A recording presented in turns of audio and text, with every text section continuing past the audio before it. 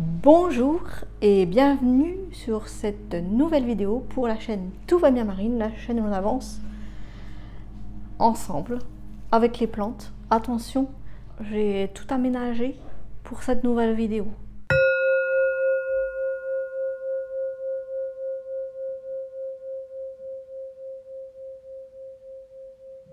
Il y a un effort quand même de fait, vous aurez remarqué quand même, un gros effort de fait sur le décor. Donc je vous présente José, c'est un ficus benjamina, qui m'aide beaucoup dans la détoxification de la pièce.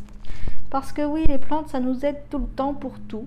Donc voilà, je voulais vous faire une petite vidéo. Une vidéo qui fait suite à ma vidéo se spécialiser quand on est guérisseur. Je me suis dit, pourquoi pas vous donner 10 idées, des choses comme ça. Je pense que vous aurez d'autres choses à me donner en commentaire, d'autres infos, d'autres médecines. Il n'y a pas de problème, allez-y, c'est parti.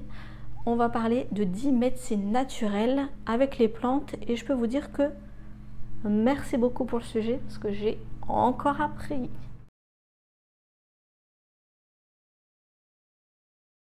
Et oui, on le sait, ça fait des millénaires et des millénaires que les plantes... Non, on mange pas José, enfin. Ça fait des millénaires que les plantes sont utilisées. Et dans toutes les anciennes cultures, on utilisait quoi? Les plantes. Dans tout ce qui est médecine alternative, on peut voir qu'on utilise les plantes, mais en même temps, on revient seulement un peu en arrière.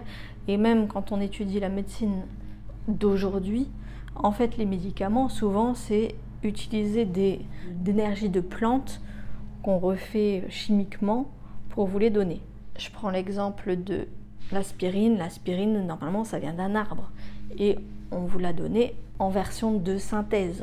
Donc, on revient au 1, les plantes médicinales, tout simplement. Peut-être l'enlever parce que ça te donne des idées, toi. On mange pas José. J'ai partie de la famille, José. J'ai toujours été là. Bon. Les plantes médicinales, il y a des personnes qui se spécialisent pour les cultiver. Et ça va être tout simple, hein. Je veux dire, vous partez, comme je dis toujours, la lavande, le romarin, le thym. Qu'est-ce qu'on peut mettre? La verveine, l'impérial d'Italie, le basilic. Il y a des plantes qu'on utilise beaucoup, qu'on utilise dans la cuisine très facilement. Coriandre, la coriandre pour détoxifier. Bref, le thym, le romarin, un petit rhume, hop, thym, romarin. Vous voulez dormir, la verveine. Enfin, il y a toujours des petites plantes comme ça, on le sait, à chaque fois que je vous en parle. Alors, sous quelle forme on utilise les plantes? En infusion, en décoction, sous forme de teinture mère. Ça, je ne connaissais pas, j'ai appris. Et c'est tout simple d'en faire, hein. Apparemment c'est avec de l'alcool. J'ai pas encore fait, je vous dirai. On en a en capsule, on en a en poudre, en cataplasme, en application directe sur la peau, en inhalation, en diffusion, à profusion. D'ailleurs, il est dit que souvent, vous habitez un lieu sur lequel certaines plantes vont plus pousser. Et justement, c'est souvent celles qui vont vous soigner, ou vous permettre d'avoir un habitat qui tient à cet endroit-là. Enfin bref, on a parlé des plantes naturelles qui guérissent, médicinales marines. Je reviens au sujet. En 2, je vous parlerai tout simplement de la naturopathie. En plus, c'est quelque chose qui revient fort à la mode et que l'on utilise pour les animaux. La naturopathie, ça va faire quoi? Ça va stimuler la capacité du corps à s'auto-guérir grâce à la plante. Ça ne se soustrait pas. Et même, là, souvent, il y a aussi des conseils de nutrition, d'exercice, de sport et de bien-être émotionnel, puisque bien sûr, on le sait, tout est aussi émotionnel. Beaucoup même, ça y est, tu joues dans les cheveux. Et donc, comme je vous le disais, c'est intéressant parce qu'on peut aussi les appliquer aux animaux. Alors, bien sûr, il faut faire attention. Par exemple, le perroquet, il ne faut pas lui donner de l'avocat. En 3, je vais vous parler de quelque chose dont je vous parle assez fréquemment. C'est tout ce qui est huile essentielle, huile végétale, hydrolat. Les huiles essentielles, c'est l'essence même de la plante. Il faut énormément de plantes pour faire votre petit flacon d'huile essentielle. Et donc ça va être riche en composés actifs, mais ça va être riche aussi pour vous. C'est utilisé en aromathérapie pour des propriétés thérapeutiques. On les utilise soit en diffusion, soit en externe, soit en interne, mais vraiment voilà, il y en a qui ne s'utilisent pas du tout en diffusion, il n'y en a pas du tout sur la peau, il y en a, voilà, on dit que c'est pas bon pour les asthmatiques, les femmes enceintes. C'est très très concentré, donc il faut vraiment faire attention. C'est quelques gouttes et souvent, par exemple si vous voulez mettre en cutané, c'est dilué dans une huile végétale, on y revient, aussi l'huile d'une plante. On a l'huile d'olive, l'huile de noix de coco qui sont souvent utilisées, mais par exemple moi je vous parle aussi de l'huile de ricin pour les cheveux. Donc voilà, vous avez pas mal d'huiles végétales qui complètent les huiles essentielles.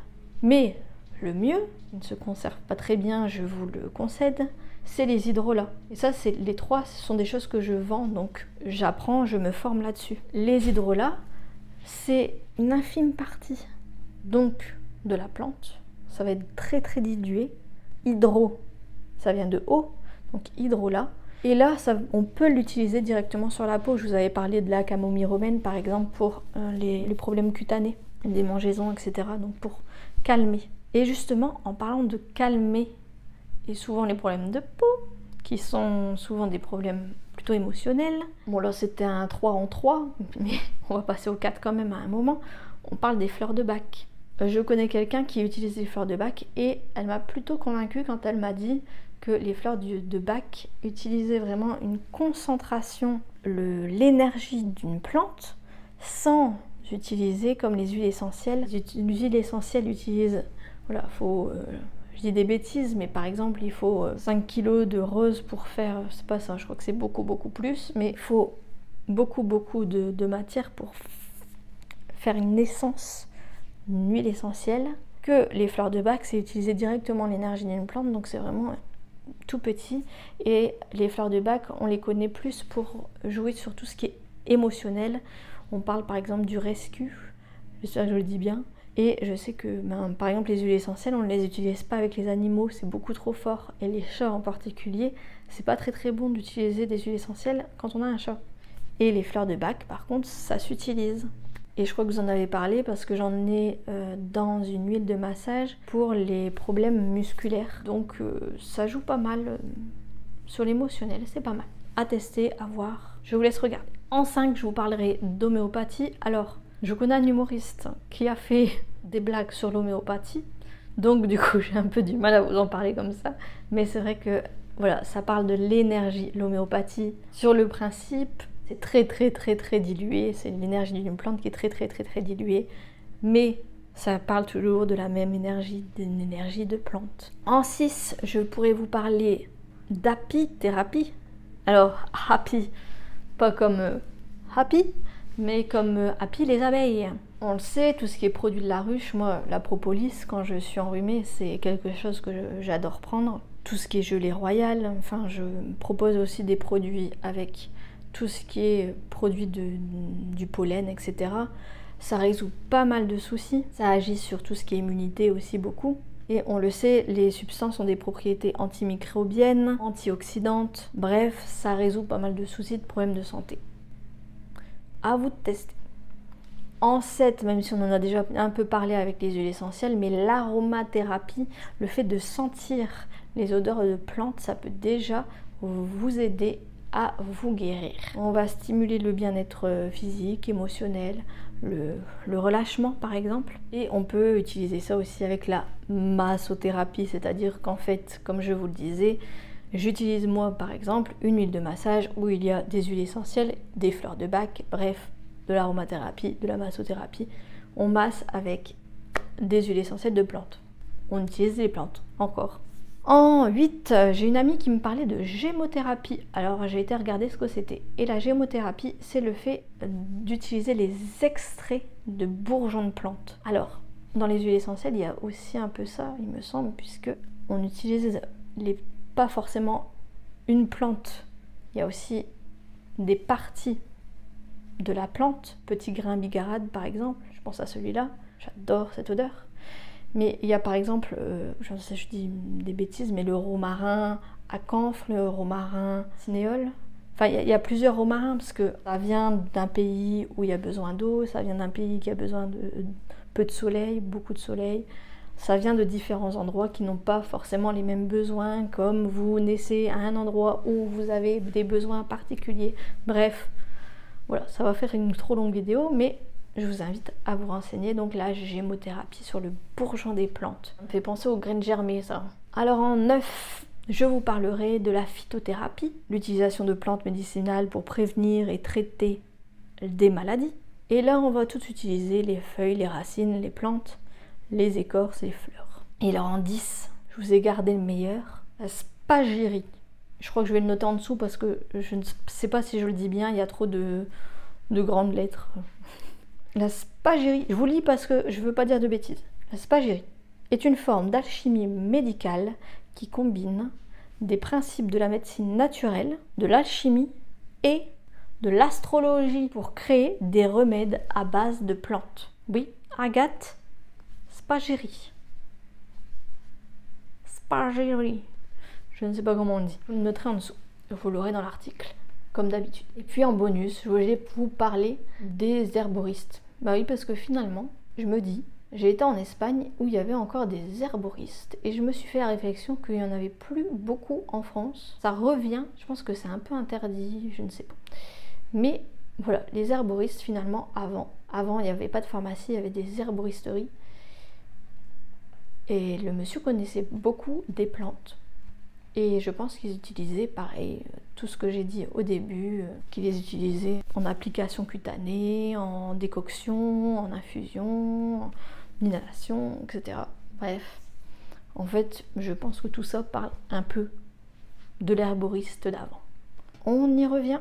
Bref, tout ce que je vous ai dit, c'est bien sûr des médecines complémentaires. Vous ne devez, comment on dit, c'est des compléments précieux à la médecine conventionnelle, mais cela ne doit aucunement remplacer la médecine conventionnelle. Donc voilà, c'est le message que je devais dire à la fin. Mais vous savez vers quoi vous devez vous tourner, faites un tour de pendule, mais regardez, en fait, à chaque fois on revient à une plante qui vous aide, une plante qui vous veut du bien. J'ai même pas parlé des plantes qui détoxifient l'air. Même pas parlé de toi, José. T'es sage en fait, hein. Tu vas peut-être remplacer Morito. Il est où? Ah, il est là. Tiens, mon amour. Je suis plaisantée. T'es le meilleur animateur. Merci beaucoup pour ce sujet que vous m'avez soufflé à l'oreille.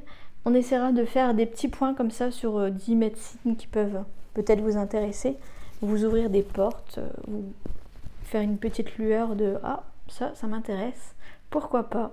Je vous fais plein de bisous, n'hésitez pas à me dire ici en commentaire si vous voulez une autre vidéo, à liker, à partager, c'est fait pour.